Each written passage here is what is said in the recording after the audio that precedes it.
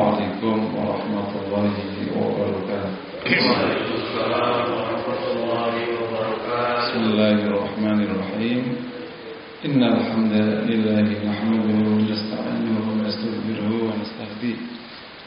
Na'udzu billahi min shururi anfusina wa sayyiati a'malina. Asyhadu an la ilaha illallah wa anna Muhammadan 'abduhu wa rasuluh. Allahumma shalli wa sallim wa barik ala nabiyyina wa habibina Muhammad wa ala alihi wa ashabihi wa man tabi'ahum bi ihsanin ila yaumiddin, amma ba'd. Jemaah dirahmati Allah, dan intinya mari selalu kita bersyukur kepada Allah pada setiap keadaan, baik keadaan yang kita sukai atau keadaan yang tidak kita sukai. Makanya ada konsep asyukur ala kulli hal, syukur pada setiap keadaan. Semoga syukur kita ini berlimpah balasan dari Allah SWT. Materinya tazkiyatun nafas, kita akan sampai pada tema tentang akhlak Rasulullah. Ini di bawah naungan metode tentang tahaqquq wa takhalluq. Salah satu metode di tazkiyatun nafas namanya tahaqquq wa takhalluq. Tahaqquq adalah belajar ilmu hati dari Asmaul Husna. Sementara takhalluq belajar dari Rasulullah SAW. Nah, salah satu manfaat dari takhalluq itu adalah kita bisa belajar langsung implementasi tazkiyatun nafas. Seperti gimana sih yang namanya orang sabar itu gimana, orang syukur itu gimana. Nah, karena tazkiyatun nafas itu kan nanti implementasi yang paling tampak namanya akhlak. Dan akhlak yang paling tampak itu akhlak yang zahir. Akhlak ada dua. Ada akhlak batiniyah, akhlak yang ada di hati, kayak rendah hati. Rendah hati itu kan sifat di hati. Nah, tapi akhlak zahirnya, contohnya kalau duduk dia bisa menempatkan diri. Itu bentuk kerendahan. Disebutkan Rasul kalau duduk bersama sahabatnya dia tidak pernah, dia selalu, itu contoh rendah hati. Akhlak yang ada di hati contohnya syukur. Syukur itu kan akhlak di hati. Nah, implementasinya sering baca Alhamdulillah. Nah, kita akan sekarang ada salah satu hadis yang kemarin sudah kita baca tapi belum kita selesaikan. Hadis Aisyah. An Aisyah radhiyallahu taala annaha qalat ma ra'aitu rajulan akthara tashawuran lirrijali min Rasulillah sallallahu alaihi wasallam. Kata Aisyah radhiyallahu ta'ala anha, saya tidak melihat seorang yang lebih banyak minta pendapat kepada orang lain daripada Rasulullah sallallahu alaihi wasallam. Ini kisah atau cerita dari Aisyah radhiyallahu anha. Wanita yang dari kecil bersama Rasulullah, sejak umur 7 tahun dia bersama Rasul, 9 tahun satu rumah dengan Rasulullah, diajak hijrah, dan rumahnya yang paling ujung dari rumah Aisyah, yang paling ujung, yang sekarang menjadi menjadi tempat makamnya Rasulullah. Karena rumah Rasul itu kan begitu ujung begini. Di ujung sana ada Fatimah. Nah, biasanya para sahabat itu akan melihat tentang gilirnya Rasul tempat Aisyah, karena entah bagaimana sahabat lebih suka memberikan hadiah Rasulullah kalau pas bertempat di Aisyah. Memang Aisyah termasuk yang paling banyak makan. Tapi ia mengikuti jejak orang tuanya Abu Bakar, sangat-sangat dermawan. Suatu ketika pas di bulan Ramadan, suatu ketika di hari puasa, Aisyah tanya kepada Barirah. Barirah adalah salah satu sahabiah yang ikut di rumah Aisyah atau membantu Aisyah. Kata Aisyah, ya Barirah, kita berbuka dengan apa? Kata beliau, ini ada sepotong roti dan air. Nggak lama adzan berkumandang, hendak berbuka, ada ketuk pintu dari luar. Begitu dibuka oleh Barirah, seorang wanita berkata, ya Barirah, aku dan anakku sudah tidak makan 3 hari. Adakah makanan di tempatmu? Aisyah mendengar.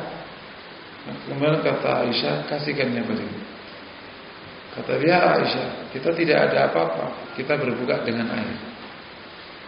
Jadi seperti yang dicontohkan oleh orang tuanya Abu Bakar, memberi dan memberi. Dia sangat dermawan. Meninggal di usia 58 di zaman khilafah, sudah masuk ke Bani Umayyah. Dan sejak ditinggal Rasulullah umur 18. Benar kan ya? Umur 18, karena kan dinikahi 7, masuk umur 9, ditinggal. Kan di Madinah sekitar 10 tahun, umur 18. Yang mengurus kehidupannya adalah Abdurrahman bin Auf. Jadi seluruh istri Rasulullah sepeninggal Rasulullah itu yang menjadi bendaharanya adalah Abdurrahman bin Auf. Dan salah satu yang cukup menonjol istri Rasulullah yang sangat taat adalah Sauda dan Aisyah ini kan nomor 2, nomor 3 ya, setelah Khadijah, memiliki sifat yang sangat menonjol. Sauda itu taat sekali. Salah satu bentuk ketaatannya itu, Rasulullah pernah bilang kepada para istrinya, jangan pernah meninggalkan rumah sepeninggalku. Jangan pernah meninggalkan rumah sepeninggalku. Dan setelah ditinggal Rasulullah, Sauda tidak pernah pergi dari rumahnya. Perginya ya ke masjidnya, tidak pernah. Umrah pun tidak. Karena di pesan Rasulullah, jangan pernah meninggalkan rumah sepeninggal. Jadi emang istri Rasulullah memiliki kemuliaan dan maksudnya Aisyah. Nah, Aisyah di sini bercerita tentang sifat Rasulullah. Bayangin ada anak atau masih remaja mendapatkan contoh-contoh ini, jadi membekas sekali di Aisyah. Makanya salah satu yang paling banyak bercerita tentang akhlak Nabi dari istri Nabi, Aisyah. Kalau dari sahabat, Anas, karena yang berhari-hari bersama Rasulullah. Kata Aisyah, ma ra'aitu rajulan aktsara tashawuran lirrijali min Rasulillah. Saya tidak melihat orang lebih banyak minta pendapat daripada Rasulullah. Salah satu akhlak Nabi adalah sering dan banyak minta pendapat kepada para sahabat. Dan kasusnya banyak sekali. Misalnya di perang Badar, di perang Uhud, semuanya pasti dikumpulin semuanya para sahabat. Kemudian bicara satu-satu. Bahkan kalau Rasulullah merasa ada kurang, terus disuruh minta pendapat. Sebagaimana di kasus perang Badar. Sampai saat Ibn Ubadah bicara, lalu Rasul itu kemudian berhenti minta pendapat karena ingin mendapatkan masukan atau pendapat dari Ansar terutama. Nah, akhlak minta pendapat ini bukan main, bukan timbul begitu saja. Ini dari timbul dari berbagai macam sifat di hati. Yang pertama, bahwa minta pendapat ini menggambarkan kerendahan hati. Orang sombong enggak mungkin minta pendapat. Rasulullah meskipun dijaga oleh Allah tidak mungkin salah, karena memang maksum dan pasti akan dipantau oleh Allah. Tapi Rasul memberikan contoh minta pendapat. Nanti akhirnya menjadi masalah fikih atau masalah hukum. Gimana keputusan Nabi yang terjadi akibat musyawarah? Kalau misalnya ada kesalahan, itu gimana? Contohnya keputusan di perang Uhud. Itu kan Rasulullah sendiri cenderung perang dalam kota.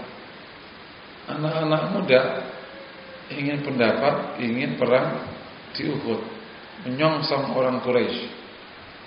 Karena paling banyak ke arah Uhud, maka Rasul mengikuti pendapat itu.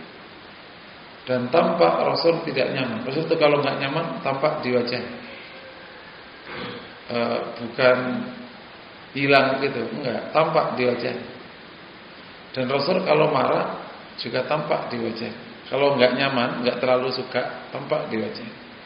Tapi ya tampak aja. Dan sahabat itu niteni Rasulullah, oh gini Rasulullah. Sehingga begitu sudah diambil keputusan Rasul nggak nyaman, tadi anak-anak muda kemudian datang ke Rasulullah, ka'annana nuhari juga. Tampak sekali kami mengecewakan. Nah, kemudian terkenal kata Rasulullah, ma yanbaghi li nabiyyin idza labisa amatahu ayakhla'u hatta yudhiruhu amra. Tidak pantas seorang nabi kalau sudah pakai baju perangnya untuk melepasnya sampai Allah tetapkan urusannya. Jadi kalau sudah pakai baju putus. Meskipun kondisinya seperti yang tadi sudah dijelaskan. Nah, jadi ini tetapi meskipun Rasul itu dijaga oleh Allah, Rasul ngasih contoh tentang akhlak minta pendapat. Karena ini menunjukkan kerendahan hati. Dan pernyataan kerendahan hati ini memang dinyatakan bukan 1-2 sahabat. Gimana rendahnya hati Rasulullah SAW. Dan bentuknya banyak sekali.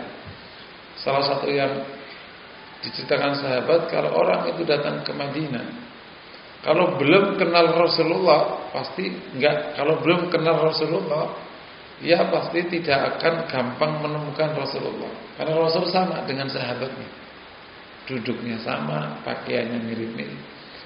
Padahal ia pemimpin. Saat itu pemimpin itu pakaiannya beda, betul ya? Saat itu namanya raja, pakaiannya beda.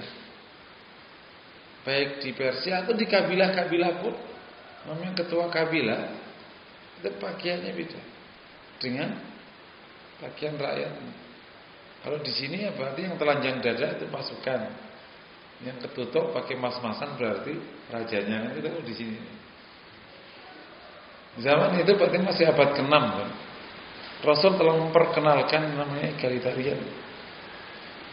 Jadi kalau tidak kenal Nabi duluan, tidak gampang menemukan Nabi. Karena Nabi itu mirip dengan sahabatnya. Dan kalau duduk juga tidak nonjol. Dia sama dengan Rasul, dengan sahabat. Ini kerendahan hati ini dipraktekkan dari sepanjang hidup Rasulullah SAW. Makanya nanti di salah satu contoh kerendahan hati Nabi, suatu ketika Nabi berjalan di salah satu jalanan di Madinah, dipanggil oleh seorang wanita, "Ya Rasulullah, inna bi ilaika hajat." Saya punya keperluan terhadapmu. Kata Rasulullah, "Ijlisi in syi'ti ijlisi fi sakakin min sakakil Madinah ajlis ilaih." Kalau kau mau duduk aja di salah satu tempat situ, saya nanti akan ke situ. Jadi mudah dipanggil. Bahkan kata Nabi, saya akan datang kepada panggilan makan, meskipun panggilan makan dari tulang. Kira, bukan makan besar. Jadi ada budaya di Madinah itu namanya manggil makan. Di sini kita nggak punya budaya manggil makan. Kita namanya budaya syukuran. Jadi harus ada momennya. Kalau di Madinah enggak, dan itu bagus. Memang sengaja ngundang makan. Nah, kan ada makan besar, ada makan ala kadarnya. Rasul mengatakan, aku akan datang kepada panggilan makan meskipun itu makan sangat-sangat sederhana, karena lauknya itu tulang. Lauk tulang itu kan makanan sangat sederhana. Berarti kan yang di lauk kuahnya doang kan? Tulangan. Rasul datang.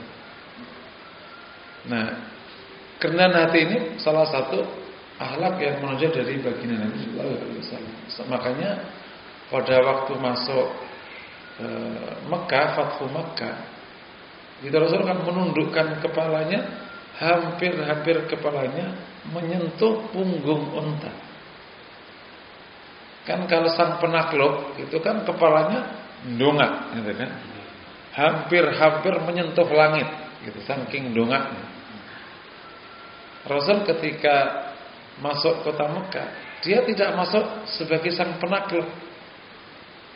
Dia datang sebagai seorang nabi yang membawa petunjuk. Dia bukan penakluk kota Mekah, tapi datang sebagai seorang nabi membawa petunjuk yang dulu belum menerima petunjuk nabi. Sekarang datang, didatangkan. Kemudian dibebaskan semua. Dan salah satu bentuk kerendahan hati, Nabi menerima kemuliaan orang. Kan orang rendah hati itu pasti menerima kemuliaan orang ya. Yang tidak menerima kemuliaan orang ya pasti orang sombong. Kalau tidak salah Utsman berkata kepada Rasulullah, "Ya Rasulullah, Abu Sufyan adalah orang yang suka kehormatan." Maka kata Nabi, siapa yang masuk Masjidil Haram selamat, yang nutup pintu selamat, yang masuk rumahnya Abu Sufyan selamat. Disebut Abu Sufyan karena dia suka kehormatan. Karena memang Abu Sufyan pimpinan Mekah waktu itu. Jadi sepeninggal Abu Jahal, tongkat kepemimpinan jatuh ke Abu Sufyan. Kan kota Mekah itu atau Quraisy itu kan Abdul Muthalib, kakeknya Rasulullah. Sepeninggal Abdul Muthalib jatuh ke Abu Thalib. Nah, waktu Abu Thalib wafat, jatuh ke Abu Jahal.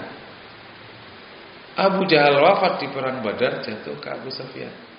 Makanya pas perang Uhud yang mimpin sudah Abu Sufyan. Pas perang Khandaq yang mimpin sudah Abu Sufyan. Nah, Khalid bin Walid panglima perang. Nah, Abu Thalib itu satu sisi dia pimpinan Quraisy, tapi dia punya ponakan yang sedang berfriksi dengan Quraisy. Makanya kalau dalam bahasa sekarang namanya Abu Thalib itu main dua kaki. Kalau dalam bahasa sekarang itu namanya main dua kaki. Satu sisi dia membela Rasul, satu sisi juga dia tidak enak dengan orang Quraisy. Karena salah satu sebab kenapa dia tidak masuk Islam, Abu Thalib mengatakan, apa kata Quraisy? Masa Abu Thalib meninggalkan agamanya Abu Thalib. Jadi dia menjaga harmoni. Awas, harmoni ini itu yang dulu dijalankan sama Abu Thalib. Jangan main-main ente. Yang menyebabkan dia tidak masuk Islam. Jadi harmoni yang mana yang harus dijalankan? Bukan antara al-kufri wal Islam atau wal fusuq wa tughyani wal hasanah, bukan antara kefasikan kedaliman dengan kebaikan. Tapi antara al-mubahat bil mubahat. Itu boleh harmoni. Perkara mubah dengan perkara mubah. Ente punya baju apa, saya punya baju apa. Mubah, harmoni. Bukan gini, dangdutan sama pengajian harmoni. Raisa. Jadi harus ngerti harmoni. Yang saya pernah nyampaikan kan harmoni itu di mana? Harmoni itu kalau ketemu perkara yang berbeda kan tiga kemungkinan. Ketemu di tengah itu kayak Abu Thalib. Dangdutan pengajian, maka dangdutan jalan, pengajian jalan. Paham ya? Harmoni enggak? Harmoni. Yang kedua, pengajiannya ngalah. Paham? Kita kan dangdutan malam Ahad. Jadi deh pengajiannya malam Senin. Kan gitu kan? Itu namanya harmoni pula. Kan tapi pengajiannya kalah. Makanya di Depok itu pengajian gede malam Senin karena terjadi harmoni gitu. Loh serius, atau kan bukan orang Depok kan? Dulu orang-orang Depok kerja di Jakarta. Setiap Sabtu siang itu pulang. Sampai di sini Sabtu sore. Kan naik kereta enggak gampang kan? Sekarang aja jadi kota, dulu mah mudik. Terus malam Ahad itu ngaji. Malam Ahad dia ingin refresh. Kebalik. Kan ada pengajian ini Mas, yang kalah dangdutannya. Makanya dangdutannya malam Senin, bukan malam Ahad. Antum kalau di masyarakat kampung Kota Depok, itu kalau mengundang biduan, itu bukan malam Ahad. Malam Senin. Keliru. Dulu itu saya teliti loh, kenapa kok malam-malam Senin pada dangdutan nih gitu. Di kampung-kampung di luar komplek. Ternyata itu kesepakatan dengan para kiai di sini. Ngajinya malam Ahad. dangdutan malam Senin. Sehingga yang kerja pusing. Lah bisa dangdutan besok kerja, biarin aja biar enggak lama-lama dangdutannya. Atau enggak akan ketemu dangdutan malam Ahad gitu. Atau dangdutannya yang kalah, pengajiannya yang menang. Itu harmoni. Harmoni itu kan gitu. Nah, di konteks membangun harmoni ya kayak gitu, yang baik yang menang. Bukan yang bener ngalah. Kalau yang bener ngalah, kalau yang dari menang terus. Ngalah terus namanya, terus lama-lama kalah. Makanya Kiai penerus Darul Ulum setelah Kiai Musta'in, namanya Kiai siapa itu? Bukan, udah masih hidup sekarang. Darul Ulum Jombang. Kiai siapa? Bukan Asad. Lupa. Pernah ketemu sekali. Nah itu dia punya wasiat tentang masalah ngalah ini. Ngalah ini kan menjadi filosofi di tanah Jawa. Tapi kalau tidak dikelola bagus, jatuhnya kalah. Kan ada ungkapan sing waras kalah, sing waras ngalah. Nah kalau sing waras ngalah, terus kapan menangnya? Maka dia bilang ngalah apa gitu, ujungnya menang. Dia punya filosofi gitu. Ngalah, apalagi satu tengahnya itu dia harus kita ngalah pertama kali, terus kemudian balik desak baru menang. Ngalah ngeluh. Nah, mungkin gitu. Ujungnya menang. Itu yang benar tuh. Jadi jangan sampai filosofi ngalah itu kebablasan. Karena ujungnya, karena saking inginnya harmoni, yang benar-benar ngalah terus. Ngalah, kesingkir, yang dalamnya dominan. Itu enggak boleh. Kembali ke tema kita, menunjukkan kerendahan hati Rasulullah sallallahu alaihi wasallam. Yang kedua, bahwa istisyar ini menjadi praktek proses pengambilan keputusan yang paling baik yang waktu itu belum ada contohnya. Kan baru sekarang aja ada analisisnya. Kalau sekarang ini ada di manajemen bagus sekali. Merekrut tim sebelum menentukan visi. Merekrut tim sebelum menentukan visi. Baru-baru aja sekitar 1-2 tahun terakhir. Sebelumnya manajemen itu menentukan visi, baru rekrut. Bahkan sampai structure value function, struktur mengikuti fungsi. Kenapa sudah ada fungsi? Karena sudah ada misi, sudah ada visi di atas. Maka memilih orang itu sesuai dengan visi. Ya, ini sudah tidak terlalu efektif pola ini.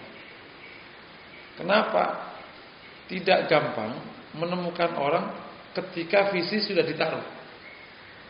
Yang enak itu adalah ngajak bicara orang menentukan visi. Yuk kumpul yuk.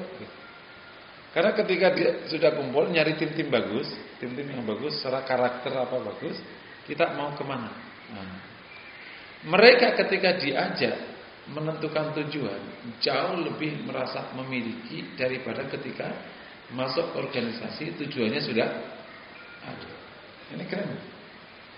Ini bagus banget. Di salah satu BUMN sudah menggunakan ini sekarang baru-baru. Dan BUMN ini terbaik di konteks si revenue. Tahun lalu kalau nggak salah 72 triliun revenue. Sudah menggunakan filosofi ini. Jadi kalau bikin project, tim kumpulin aja dulu. Nah, istisyar ini adalah bagian cara atau salah satu kegiatan di mana orang-orang bisa diajak bicara banyak hal. Gitu.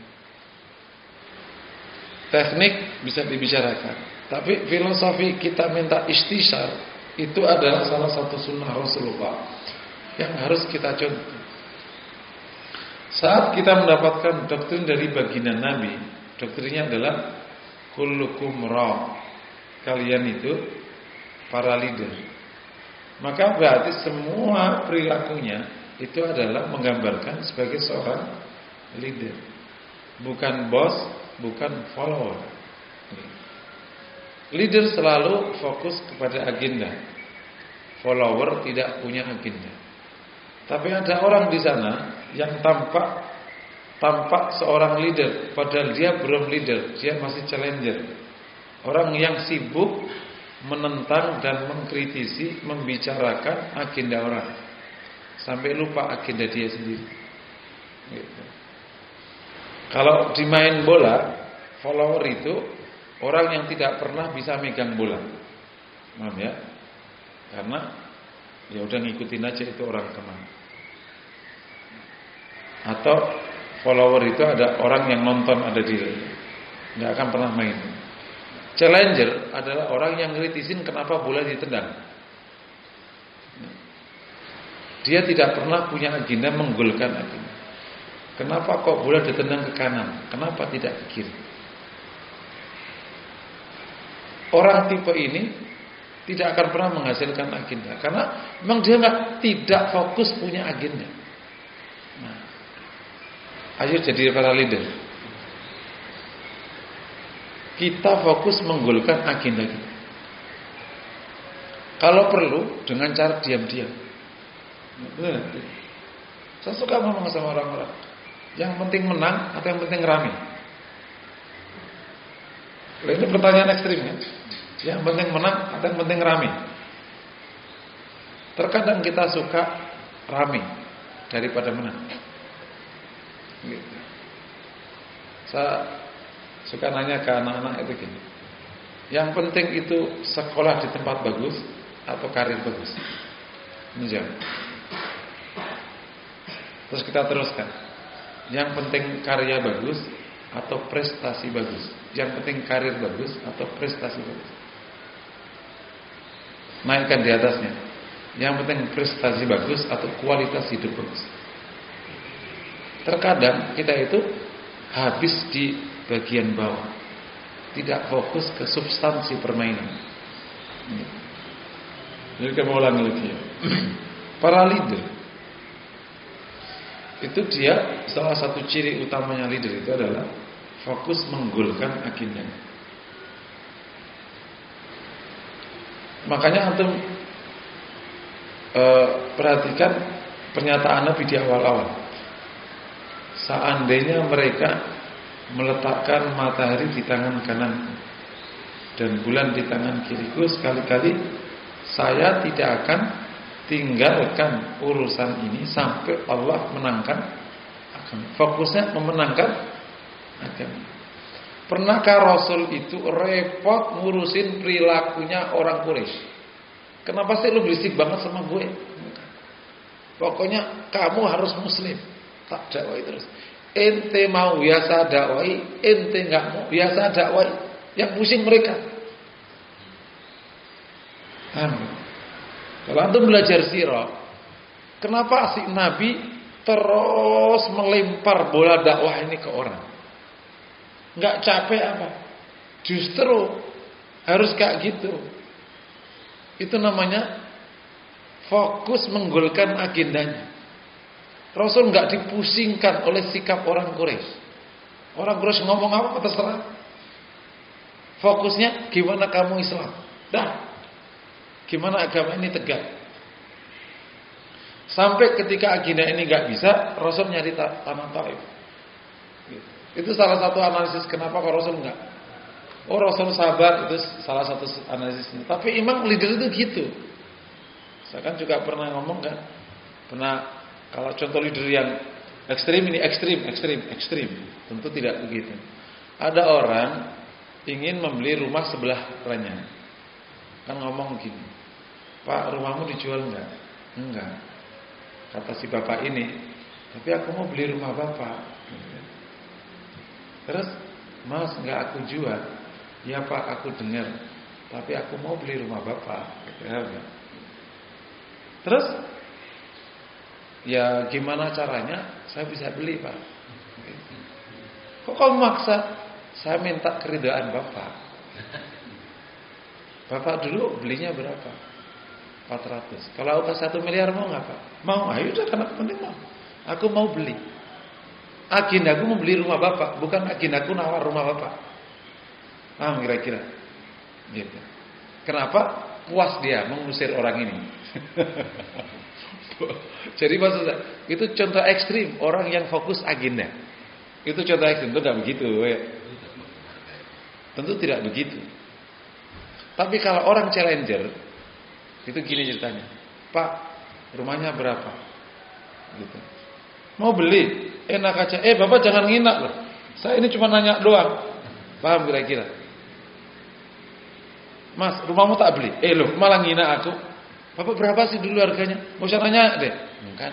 Bapak diajak ngomong baik-baik kok malah. Itu challenger. Dia fokus si sikapnya orang ini. Ngerti enggak kira-kira? Mau tanya, betapa banyak kita dari situ sebenarnya. Makanya kenapa agama kita tidak jalan-jalan? Karena secara level berpikir emang di challenger. Dan banyak yang levelnya follow. Itu dalam strategi namanya ikut agenda orang, ikut permainan orang. Kita nggak fokus permainan diri sendiri. Ibarat kalau orang main bola, lebih banyak nyelengkat kaki orang, bukan gimana dapat bola dan mempertahankan bola. Fokusnya nyelengkat kaki orang. Jadi dia nggak fokus ngegulin, tapi fokus nyelengkat kaki orang. Lagi ya. Nah, leader ini supaya bisa ngegulin agenda, salah satu perilaku yang baik itu istisyarah, minta pendapat. Lah kok bisa? Karena yang bantu menggolkan agendanya banyak orang, bukan hanya dia. Dan bener kan? Saya mau nanya, kira-kira sahabat itu ikut perang karena hanya ikut Nabi atau ingin memenangkan agama? Menangkan agama ini. Makanya begitu Nabi itu wafat, mereka berhenti nggak? Nggak berhenti. Dia membawa agenda ini sampai agama ini tersebar dimanapun bisa tersebar. Dan sudah dijanjikan oleh Rasulullah akan tersebar seluruh muka bumi. Zuyaliyal ardu, telah ditampakkan kepada tanah ini bumi. Sudah dijanjikan oleh Rasulullah akan membentang dari timur dan sampai ke barat agama. Jadi saya ulangi lagi,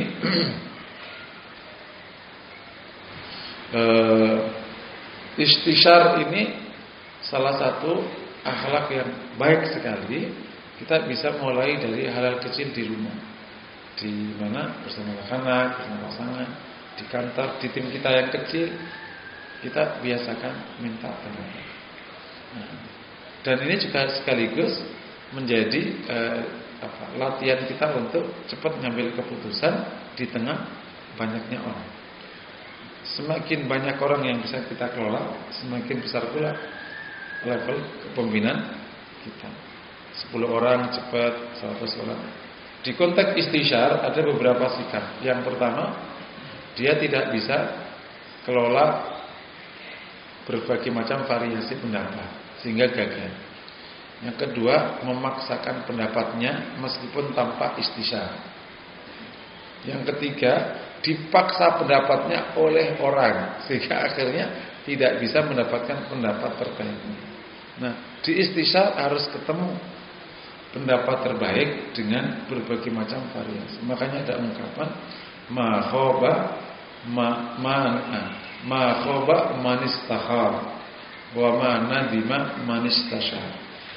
Tidak akan rugi bagi yang istikharah, tidak akan celaka bagi yang istikharah, dan tidak akan menyesal bagi yang istisyarah. Nah, di konteks sedikit keluar dari tema.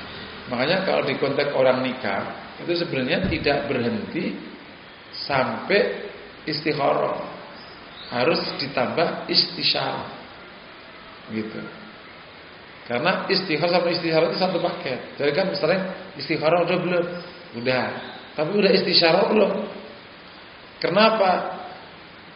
Karena bisa jadi istikharahnya itu sangat subjektif. Lah emang sangat suka ya pasti muncul istikharahnya. Perlu istisyarah. Bahkan beberapa ulama nambah aswal ila ahli ma'rifah. Tanya kepada orang yang ma'rifah. Kenapa? Untuk menjelaskan istikharahnya. Karena bisa jadi istikharahnya itu tafsirnya bisa berbeda kecuali bagi ahlul ma'rifah. Makanya jadi 3 langkah. Setelah proses yang biasa itu, pertama istikharah, terus istisyarah, terus as-su'al ila ahli ilmu. Dan pola ini bisa dipakai dimanapun, bukan hanya untuk nikah. Apalagi nikah lagi, nggak perlu. Jadi istikharah, terus istisyarah, su'al ila ahli ilmu. Atau juga dibalik juga bisa. Istisyarah, istikharah, tapi juga su'al ila ahli ilmu. Yang berikutnya, akhlak ini, istisyarah ini menunjukkan betapa Nabi itu memang punya penghargaan yang tinggi kepada sahabat. Ya. Sangat menghargai orang Nabi, sangat menghargai. Dan itu bukan hanya yang besar, apalagi yang sudah sepuh-sepuh. Yang kecil-kecil dapat sentuhan penghargaan Nabi. Dan itu dinyatakan oleh Nabi. Nabi sendiri yang menyatakan akrimu makarimahu, muliakanlah orang yang mulia di antara mereka. Dan praktek Nabi yang kecil-kecil mendapatkan sentuhan kemuliaan dari baginda Nabi. Salah satu kisah yang terkenal, kisahnya Jabir radhiyallahu taala ketika datang ke rumah Rasulullah. Sementara rumah Rasul sudah penuh. Rasul itu kan 2 kotak ya, jadi berjejer gini. Jadi Rasul adalah yang punya inisiatif rumah apa namanya? Bareng dampingan itu lah yang sekarang ada di BTN ya. Kopel. Tapi bukan kopel, langsung 9 di baris. Jadi rumah kita semua itu rumah yang sunnah sekarang. Kalau rumah bapak kita nggak sunnah, kan misah-misah dulu. Ya, rumah bapak kita kan rumah kebun, belum ada rumah orang. Rumah kita kan rumah. Karena rumah Nabi kan gitu. Isya, sauda, mepet. Bukan misah-misah, kayak kamar-kamar. Tapi itu rumah. Jadi depannya itu ruangan itu yang dipakai terima tamu. Isinya itu kayak tikar gitu, tapi dari udum ya, dari kulit. Dan di pojok-pojokannya ada beberapa alat. Masuknya itu kamar tidur. Di sananya sedikit ada tempat mandinya. Nah itulah rumah Rasulullah. Segitu itu. Kalau nggak usah sekitar 3x4.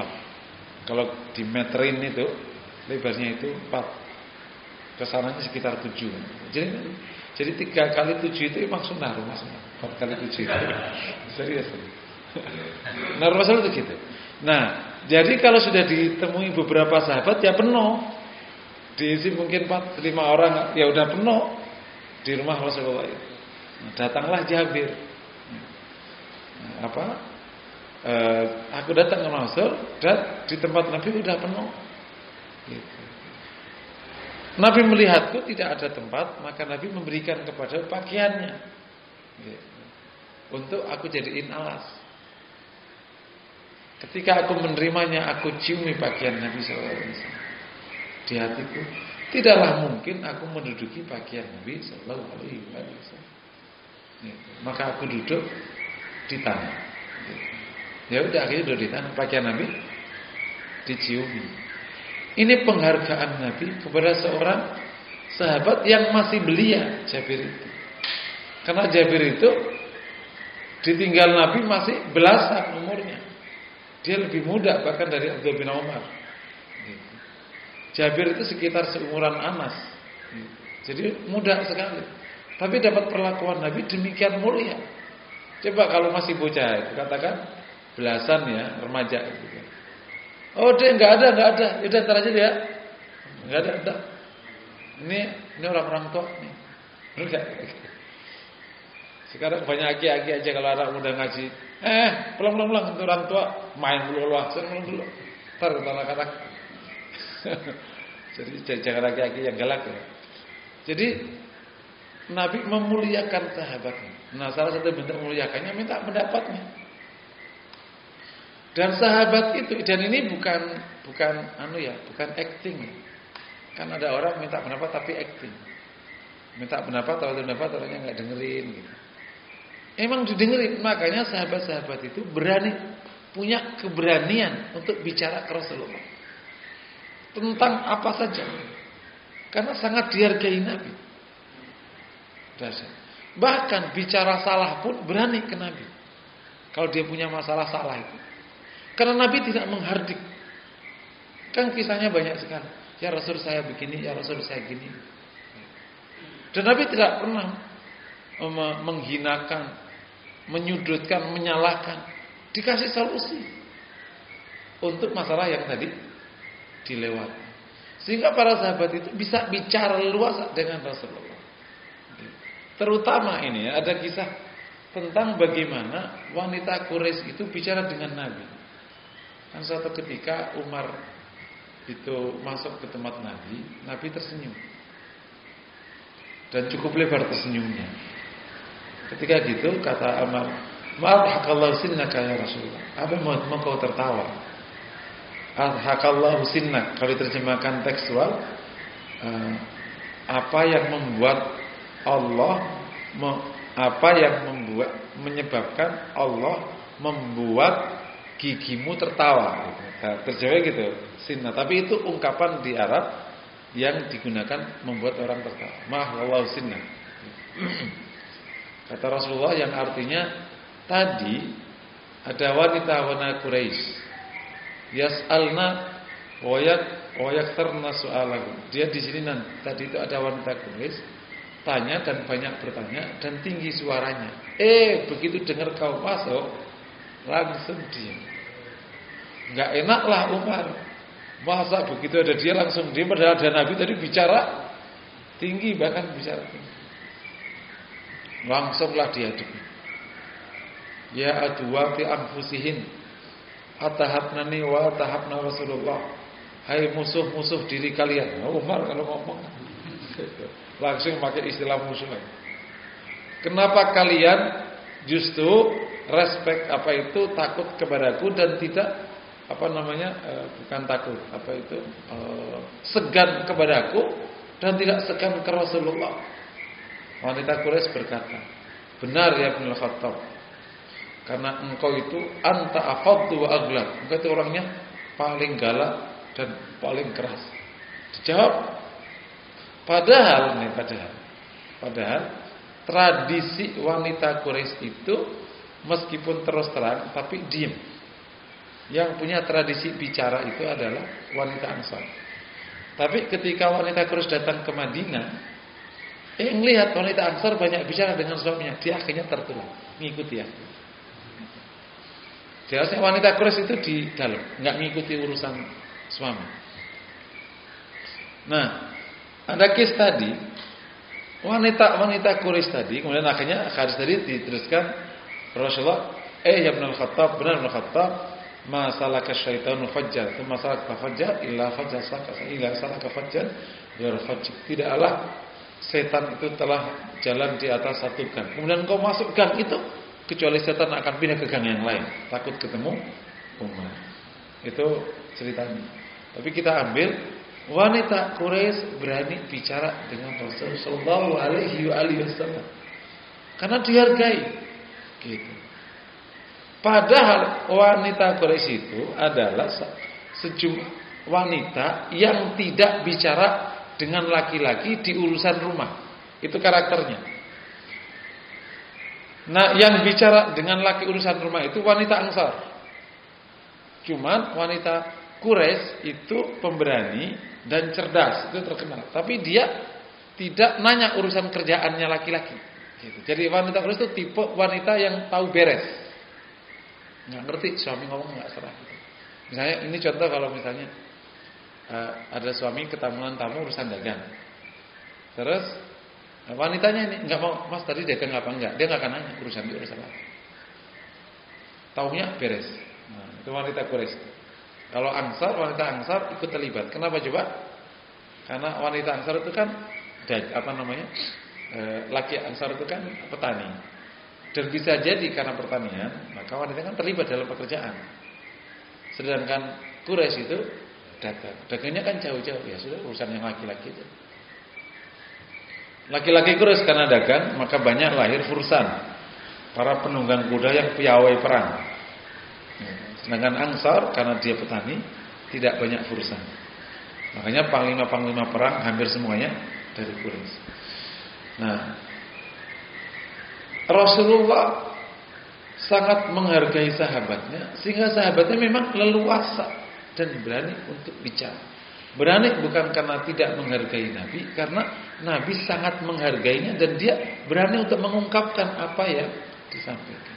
Termasuk kasus yang sekarang kita bahas, kasus di Uhud, kasus di sini, dan banyak kasus, bahkan termasuk kasus Sulh Hudaybiyah. Biasanya Rasulullah minta pendapat. Nanti kalau ada case khusus, karena ternyata sudah diintervensi wahyu dulu, nggak pakai pendapat. Gitu. Contohnya Sulh Hudaybiyah, itu nggak pakai pendapat. Karena apa? Sudah kadung, sudah diduluin karena memang situasinya pelik. Jadi istrinya itu pelik sekali, nggak diketahui detailnya wahyu.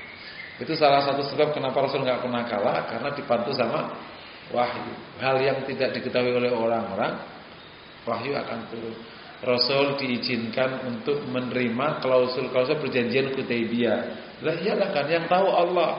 Nanti orang Quraisy sendiri yang akan kerumitan sendiri menghadapi orang-orang ini.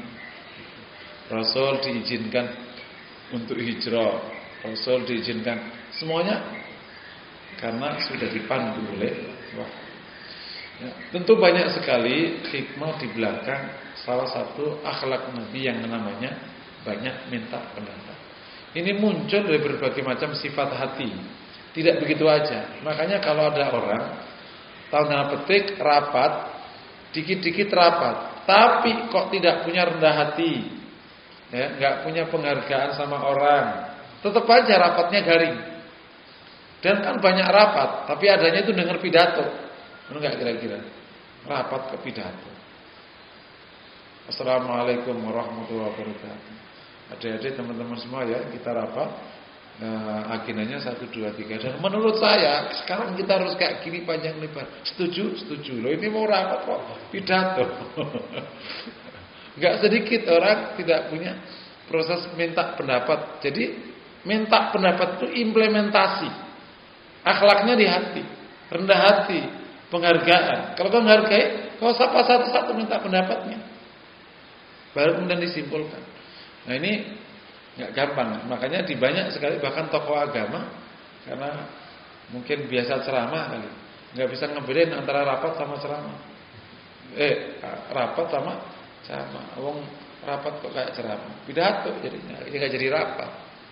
Atau banyak bapak-bapak yang mimpin perusahaan karena biasa rapat, jadi nggak bisa ceramah. Wong rapat kok, mas gimana mas anunya, mari orang pidato gitu kan? Ya cuma 5 menit sudah berhenti. Ulangi lagi ya. Jadi ada banyak sekali pelajaran penting di istisyar. Kami anggap cukup sampai di sini materi, dan semoga kita bisa sedikit demi sedikit meniru implementasi akhlak Nabi ini di kehidupan kita sehari-hari. Antum bisa download materi ini kan dari buku Al-Anwar fi Syama'il Nabil Mukhtar. Di Google itu sudah ada yang di-download gratis. Tapi bentuknya PDF. Enggak apa-apa. Namanya Al-Anwar fi Syama'il Nabil Mukhtar. Tadi yang saya baca hadisnya tadi hadis dari situ. Dan salah satu kelebihan buku ini itu sudah ada tahqiqnya yang menyebutkan hadis ini sahih. Sebagian besar juga sahih. Kalau ada masalah sedikit, ada penjelasan di bawah. Ini demikian. Assalamualaikum warahmatullahi wabarakatuh. Bismillah. Kita sama-sama sudah mendengarkan tausiah dari Ustaz di sini. Insyaallah itu dapat memberikan gambaran betapa mulianya Rasulullah SAW. Supaya kita dapat mempelajari atau mengambil hikmah dari itu semua. Dan untuk mempersingkat waktu, bila ada yang ingin bertanya, kami persilakan.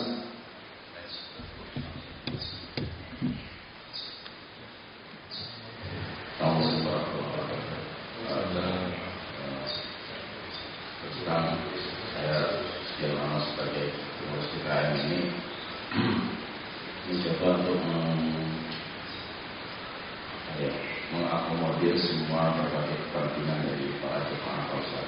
Tapi implementasi ini juga mudah Ustaz. Makin banyak kepala kita libatkan dalam satu keputusan, makin banyak pulang makin bingung kan Ustaz. Masing-masing kepala itu punya pikiran. Kadang-kadang dengan argumennya. Nah, kita ini sebagai pengurus kadang-kadang mencoba mencari jalan tengahnya juga menjadi tidak mudah. Nah, saya tidak tahu kalau tadi Pak sampaikan bahwa Nabi selalu mengajak bicara semua sahabatnya, tapi bukan Nabi Pak Ustaz. Ya, betul. Kita ini batasan sebagai manusia biasa, bukan Nabi, tidak ada wahyu. Ya. Kalau berangkat dari analisa-analisa pribadi yang tidak semua orang itu juga persepsinya sama, itu menjadi satu kesulitan dalam mengambil satu keputusan. Ini fakta sosialnya banyak seperti itu. Nah, gimana itu Pak Ustaz? Yang dikaji penjelasan Pak Ustaz terkait dengan kondisi ini. Ya pertama kita menikmati posisi kita menjadi orang awam, ya dinikmati aja, termasuk kesulitan menemukan tadi. Enggak apa-apa kan? Kayak orang yang nggak pernah menemukan menu yang ideal, ya udah dinikmati aja, nggak pernah ideal menunya. Aku minta itu dong, makan yang enak, udah disyukuri aja kan gitu ngomong. Loh kalau nggak gitu, aku punya temen tuh kalau ke sekolah itu enak sekali menunya, aku pernah dikasih sekali itu enak banget loh udah nggak usah naik ke atas ke bawah aja, kan maknya gitu akhirnya, gitu ya. Kamu jangan mau dikasih, ntar kamu ketuaan. Jangan mau dikasih, bilang aja enak buatan ya, kan gitu caranya emang. Namanya orang nggak punya kan pinter-pinteran. Nah, kita orang biasa, ya dinikmati semua kesulitan tadi. Gitu. Nabi karena dia contoh, ya akhirnya semua ideal. Makanya sering saya sampaikan kalau kita bisa nyontoh Nabi 1% aja itu udah top. Udah top gitu. Nyontoh gantengnya aja, itu udah top banget. Macamnya gitu.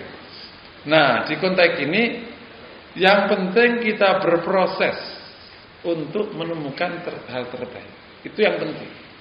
Kita bisa, kemarin gagal, kemarin ini, kita ini, kemarin keliru. Nggak apa-apa, kita syukuri. Dan nggak usah pusing orang kayak gitu-gitu. Kenapa? Lah kan kita bukan fokus ke gitu, kita fokus agenda serius kita. Aku ngomong kayak gini, bukan teori lah. Emang nggak gitu, kalau rapat, ya udah. Ini sekarang keliru, bisa balik lagi ya. Nggak apa-apa. Gitu. Terus akhirnya terpental, ya nggak apa-apa, nanti balik lagi. Gitu. Nah, di agama kan semua proses itu mendapatkan kebaikan, pahala kan. Ini yang pertama. Yang penting kita mau berproses untuk terus mendapatkan yang terbaik. Yang kedua, karena kita mau berproses mendapatkan yang terbaik, carilah tip-tip untuk konteks teknik bermusyawarah yang bagus. Ini memang pertama Anda harus menguasai seluruh masalah. Biasanya nggak ketemu itu, karena pimpinan juga nggak menguasai masalah biasanya. Jadi istilah kata gini Pak, ada 10 orang itu pendapatnya itu antum sudah ketahui itu dia bakal mendapat ini ujungnya ini itu udah tahu semua.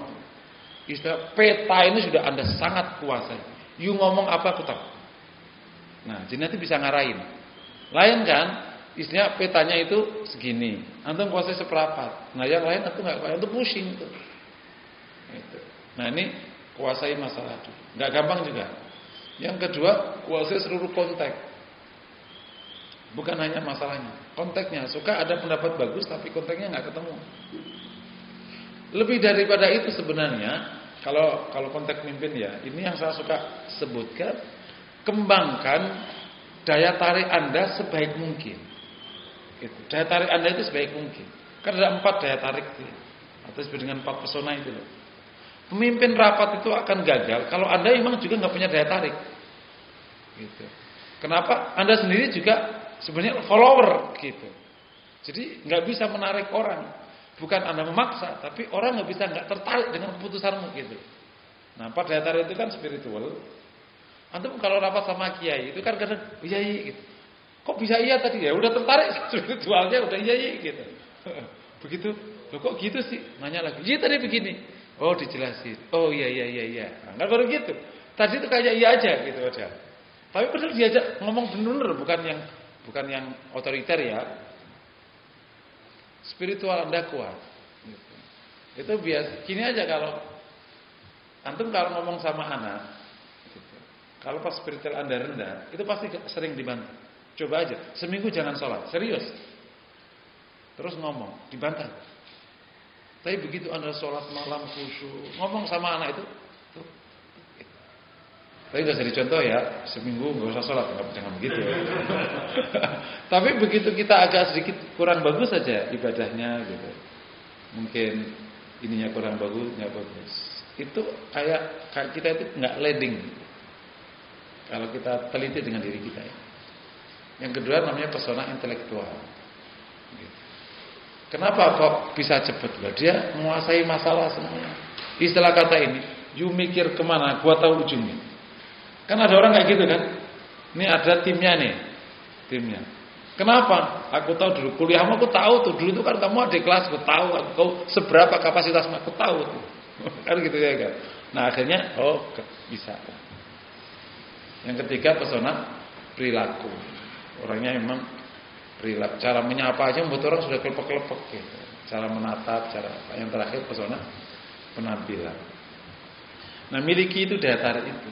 Nah daya tarik itu yang normal, itu yang menyebabkan namanya pengaruh. Ada satu buku, ini buku Arab, tapi menarik, namanya Sina'atul Haya.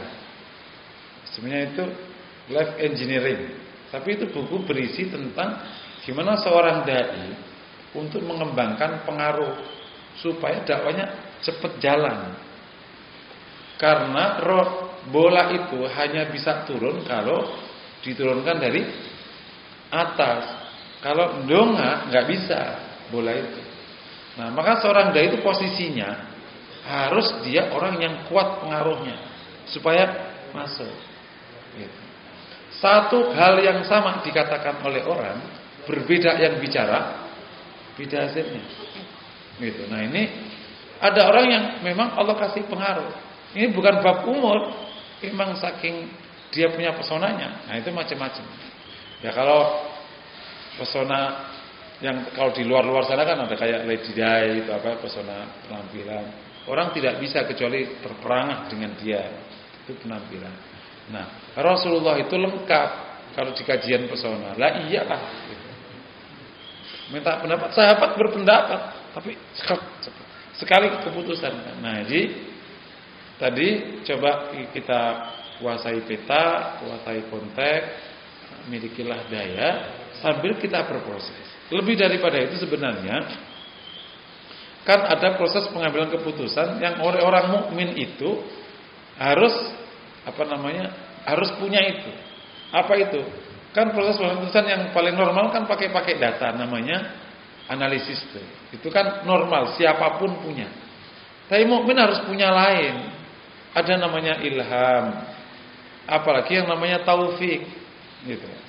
Yani Allah giring orang ini untuk mengambil keputusan yang memang sangat tepat gitu. Itu namanya taufik. Nah, kalau kita itu punya kayak gitu-gitu kan cepat ngambil keputusan. Enggak goyah oleh 1000 kepala.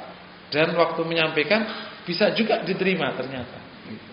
Itu, nah ilham itu datangnya semua proses dari kedekatan kepada Allah SWT.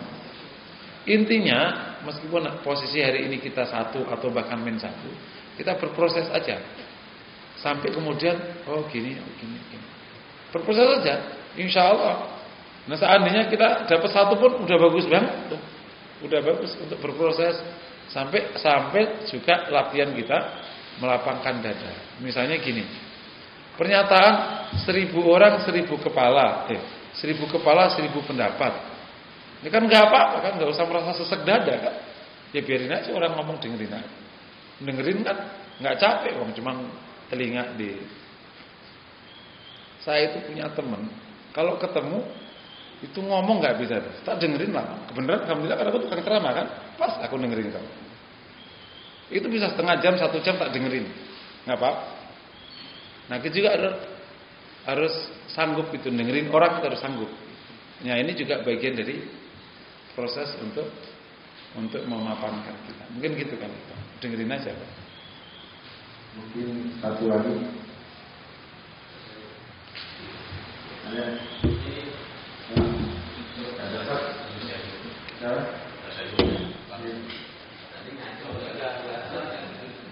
Baik, kalau tadi ya.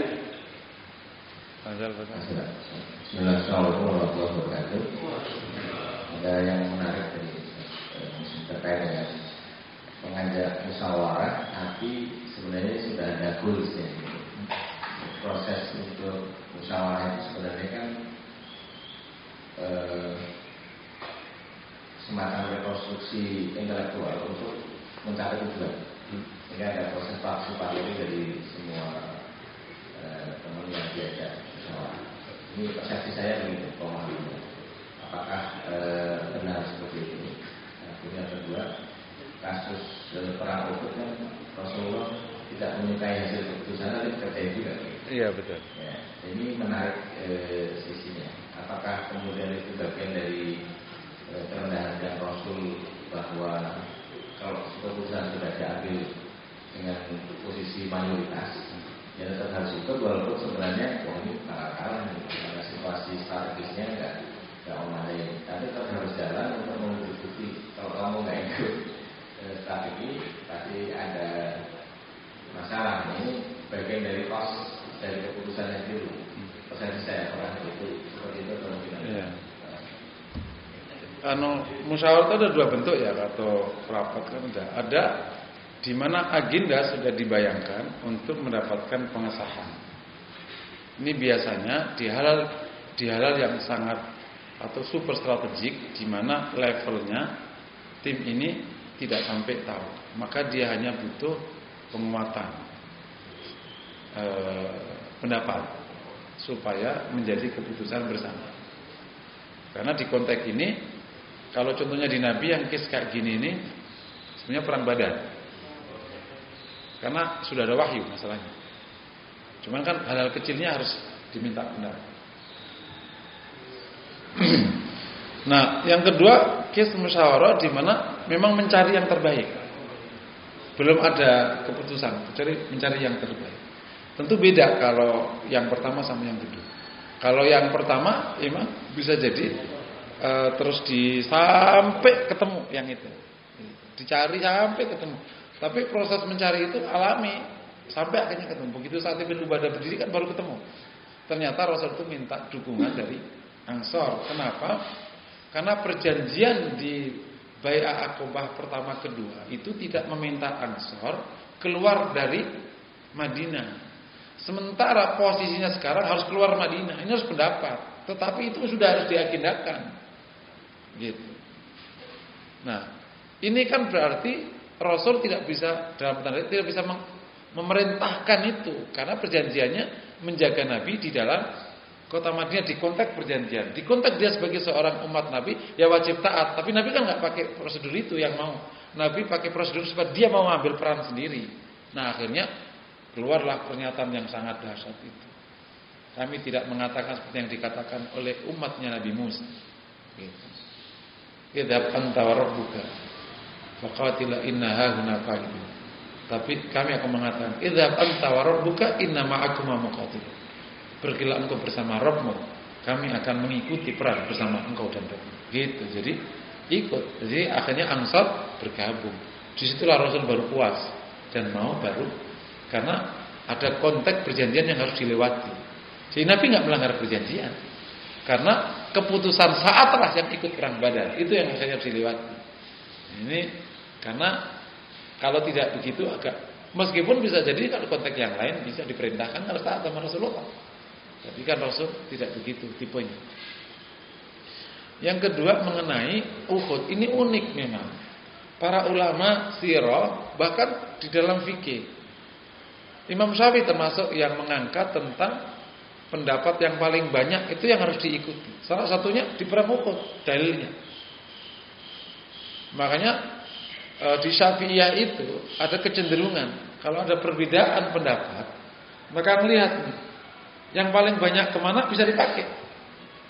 Karena kata Imam Syafi'i al-qalbu amyal ilal aktsar. Hati itu lebih condong kepada yang paling banyak. Di madzhab Hanabilah enggak terlalu karena dia cenderung hadisnya udah diteliti aja, sahih tidak sahih aja. Yang sahih diambil. Padahal kan bukan hanya sahih tidak sahih, ada pemahamannya kan yang bisa jadi berbeda. Sehingga memang di perang Uhud itu dikatakan, apakah kita harus juga mengambil keputusan jika suara terbanyak? Iya, termasuk salah satu yang termasuk di aturan musyawarahnya Islam itu memang kalau terjadi perbedaan maka bisa menggunakan suara terbanyak. Itulah kemudian kenapa ketemu demokrasi. Di situ letaknya. Kita udah punya itu sebelum ada demokrasi. Kita udah punya suara itu. Itu yang diambil sama Rasulullah di perang Uhud. Terus yang kedua, apakah kita boleh mengambil keputusan, ikut mengambil keputusan? Banyak padahal nyata-nyata salah. Kalau nyata-nyata salah tidak boleh. Tapi Uhud itu tidak nyata-nyata salah. Kok nggak nyata-nyata salah? Kan nggak ada pelanggar syariat. Cuman itu kan istilahnya itu pendapat Nabi. Kan bukan haram atau halal kan. Tapi secara strategi perang lebih bagus di perang kota. Ini akhirnya menjadi panduan di dalam musyawarah orang Islam. Seandainya ada imam punya pandangan, pemimpin, tapi kemudian ahli musyawarah punya pandangan berbeda dengan pandangan imam, tapi ternyata peserta musyawarah cenderung yang berbeda dengan pandangan imam, maka imam harus ikut pendapatnya. Di situ salah satu etikanya. Tapi boleh nggak misalnya imam langsung mengambil keputusan tanpa boleh kayak Sulh Hudaybiyah? Jadi itu nanti kes-kes beda-beda. Sulh Hudaybiyah langsung diambil keputusan, nggak minta pendapat. Beberapa poin itu diputuskan oleh Rasulullah. Bahkan Ali bin Abi Thalib ketika disuruh hapuslah ya min baina Muhammad Rasulillah kan. Kata Quraisy, ya kalau saya mengakui kau Muhammad Rasulullah, tak apa saya perangi kau. Kata Ali bin Abi, kata Rasulullah kepada Ali, hapuslah. Kata Ali, dia enggak. Kata Rasul, akhirnya dihapus oleh Rasulullah sendiri. Kata Rasulullah, wa ana Rasulullah. Gitu. Hanya Muhammad dan Rasulullah, dan saya tetap Rasulullah. Meskipun kata Rasulullahnya dihapus di perjanjian. Jadi ala kulli hal. Nah, tetapi lebih daripada itu khusus perang Uhud itu. Kenapa kalau pertanyaan kritis ini? Kenapa Allah izinkan proses itu terjadi? Lah kan? Itu kan juga takdirnya Allah kan. Kenapa proses itu terjadi? Rasul akhirnya menerima pendapat itu. Kan para sahabat juga udah ngeluh, ya Rasul, aku ini boleh gak diulang? Bisa aja. Kalau Allah Rasul lagi, oke, kita musyawarah lagi. Terus gini-gini. Bisa aja akhirnya Rasul ngasih gambarnya tentang kenapa cenderung ke sini. Kan bisa aja. Oh, akhirnya para sahabat nerima. Tapi ternyata kan memang Allah izinkan proses itu terjadi karena Allah ingin tunjukkan satu penyakit besar yang sudah tumbuh di Madinah yang harus selesai, yakni penyakit nifaq. Sekiranya perang dalam kota mungkin jadi nggak selesai. Dan itu lebih bahaya daripada kekalahan. Dan benar kan? Karena orang munafik itu yang mau perang dalam kota. Gitu. Kenapa? Kalau perang dalam kota kan dia bisa gak perang. Lah kan ngumpet aja, perang dalam kota kan di rumah masing-masing. Nanti kalau orang Quraisy datang tinggal dipanah dari rumah masing-masing. Nah dia kan di rumah ya udah tenang aja. Kayak orang ngaji Zoom itu lah. Ngaji Zoom kan banyak ngumpet. Dicalain padahal dia kemana-mana. Gitu. Nah ternyata Allah izinkan Rasul bergerak menuju pendapatnya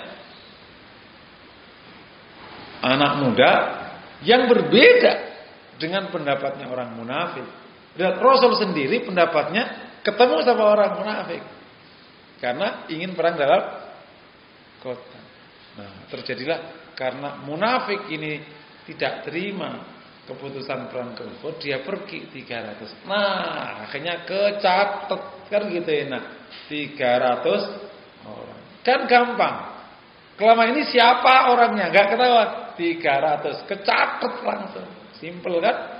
Jadi sahabat, alhamdulillah musuh mengeluarkan mukanya. Selama ini enggak keluar, udah akhirnya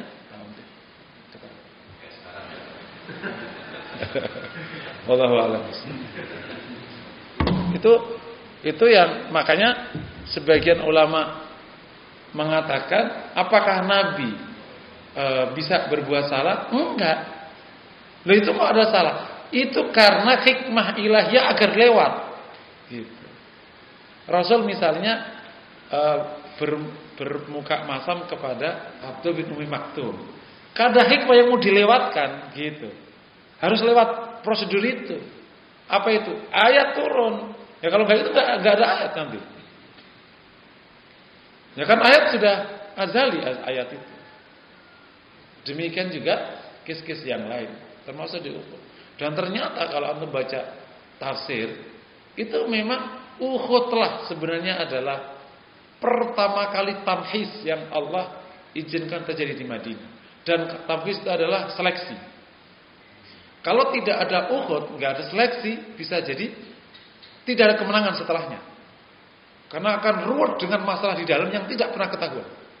Loh, kok tiba-tiba? Kalau bahasa kita sabotase. Ini siapa? Nggak ketahuan.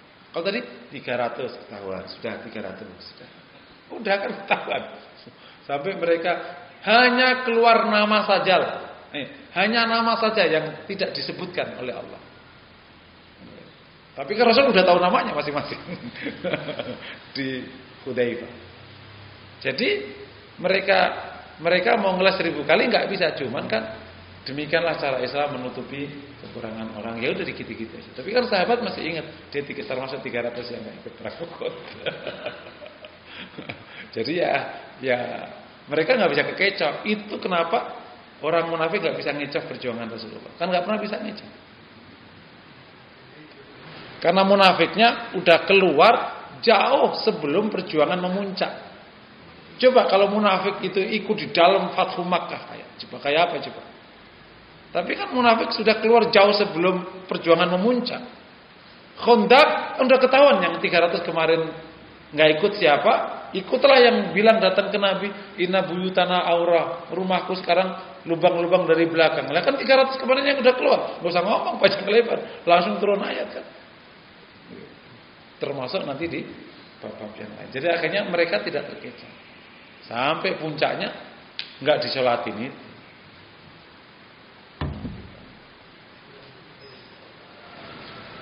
Cukup ya? Mari kita akhiri dengan kafaratul majlis. Subhanallah. Assalamualaikum warahmatullahi wabarakatuh.